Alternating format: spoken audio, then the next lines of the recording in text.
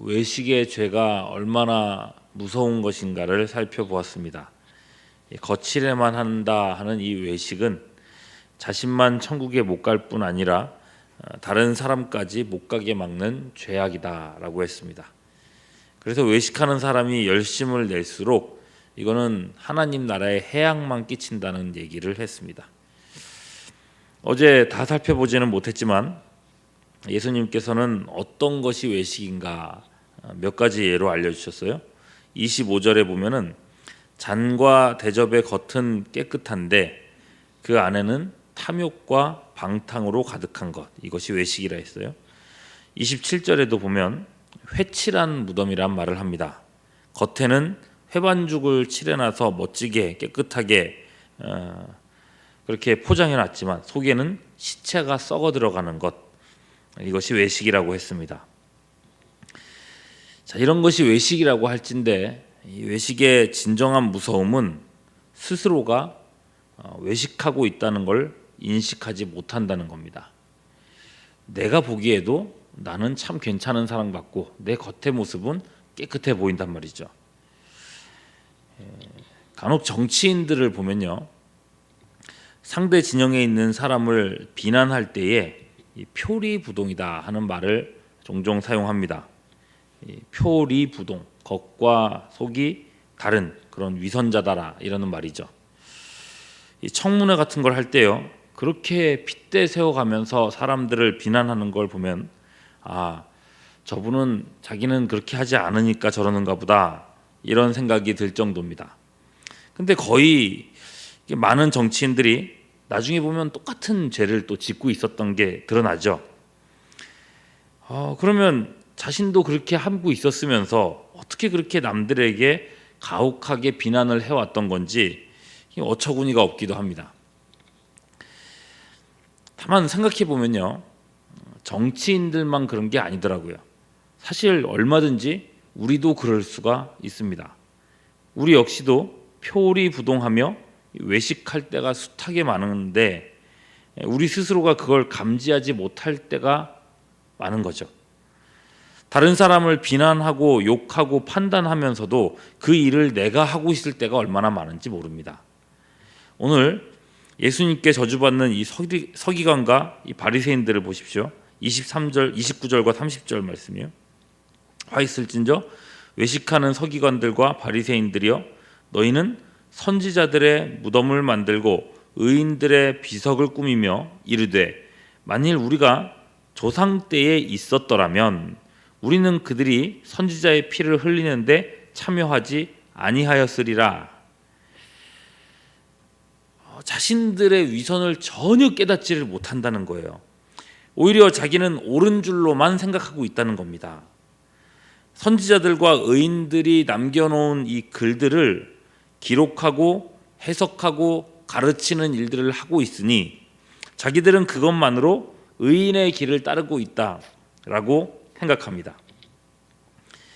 자기 마음을 돌아보지 않는다는 겁니다.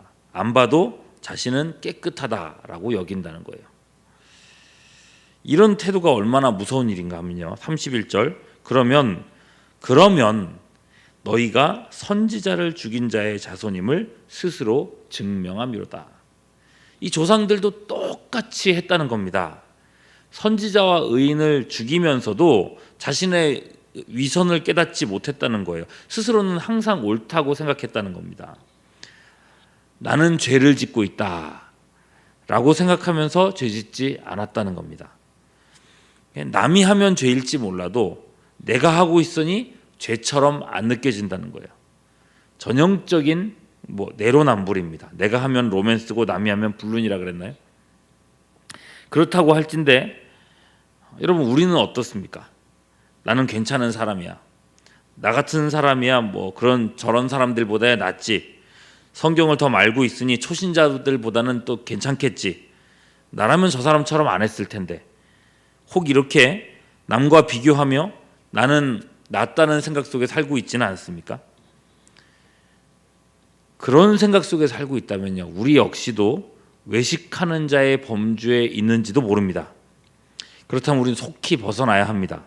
요한일서 1장 8절에서 10절, 만일 우리가 죄 없다 하면 스스로 속이고 또 진리가 우리 속에 있지 아니할 것이요 만일 우리가 우리 죄를 자백하면 저는 미쁘시고 의로사 우리 죄를 사하시며 모든 불의에서 우리를 깨끗게 하실 것이요 만일 우리가 범죄하지 아니하였다 하면 하나님을 거짓말하는 자로 만드는 것이니 또한 그의 말씀이 우리 속에 있지 아니하리라.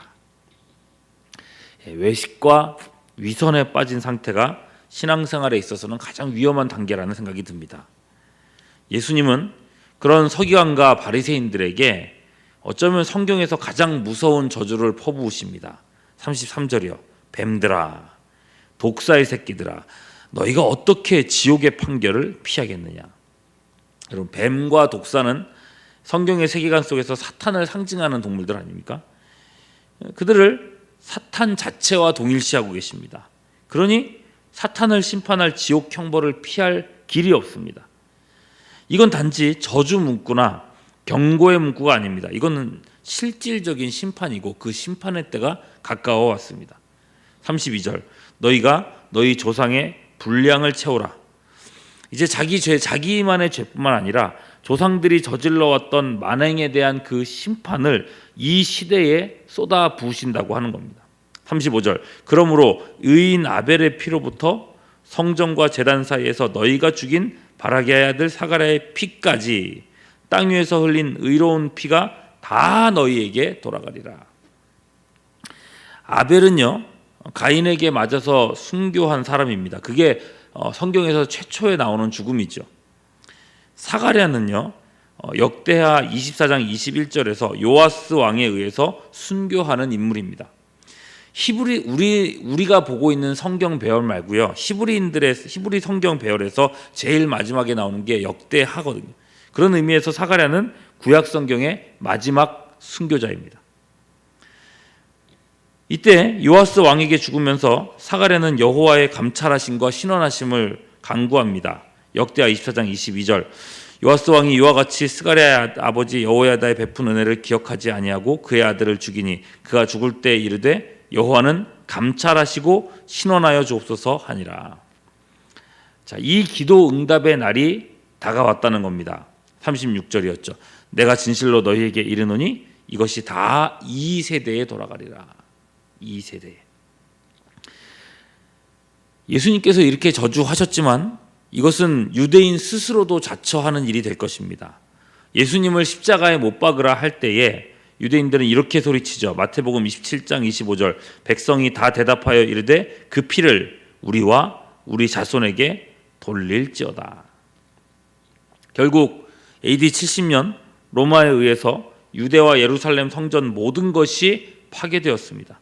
이스라엘 민족은 전 세계로 흩어졌고 2000년 가까이 나라 없는 신세로 전락하게 됩니다. 38절이죠. 보라 너희 집이 황폐하여 버려진 바 되리라. 그렇게 구약시대의 의인들이 흘린 그 피에 대하여 하나님은 신원하여 주셨습니다. 근데 심판은 여기서 끝나지 않습니다. 39절이요. 내가 너희에게 이르노니 이제부터 너희는 찬송하리로다. 주의 이름으로 오시는 이여 할 때까지 나를 보지 못하리라. 이들은 이 세대의 심판을 받고 지옥불에 떨어지게 될 겁니다. 근데 이것도 심판이지만요. 다가오는 심판이 또 있습니다. 찬송하리로다. 주의 이름으로 오시는 이여 할 때 바로 재림의 날이죠. 그 날에 죄인들은 심판의 부활을 하게 되고 영으로뿐만 아니라 몸으로 영원 형벌을 받게 될 것입니다. 그날의 심판은 예수님의 승천하신 날부터 재림의 날까지 의인들이 흘린 피에 대한 심판의 날이 될 것입니다. 요한계시록 6장 10절 큰 소리로 불러 이르되 거룩하고 참되신 대주제여 땅에 거하는 자들을 심판하여 우리 피를 갚아주지 아니하시기를 어느 때까지 하시려 하나이까. 이 탄원의 외침을 신원해 주시는 날이 온다는 것입니다. 예수님께서 하시는 이 화 있을진저가 얼마나 무서운 선언인지를 생각해 보십시오. 창세로부터 마지막 심판날까지 모든 하나님의 진노를 그들에게 퍼부으시는 날입니다. 여러분, 우리가 항상 우리 자신을 돌아봐야 합니다. 두렵고 떨림으로 자기 마음을 살펴야 합니다. 혹시 바른 신앙 안에 서지 못한 채로 외식하는 모습으로만 살고 있지는 않은지, 외식의 모습으로만 신앙생활의 모양만 갖추고 있지는 않은지, 다른 사람과 비교하며 타인과 판단하면서 그래도 나는 저 사람보다 낫군 이라고 생각하면서 똑같은 죄를 짓고 있지는 않은지, 우리 자신을 항상 살피면서 다시금 성화의 길로 나아가고 그 길에서 벗어나지 않는, 흔들리지 않는 우리 모두가 될 수 있기를 주님의 이름으로 축원합니다. 기도하겠습니다.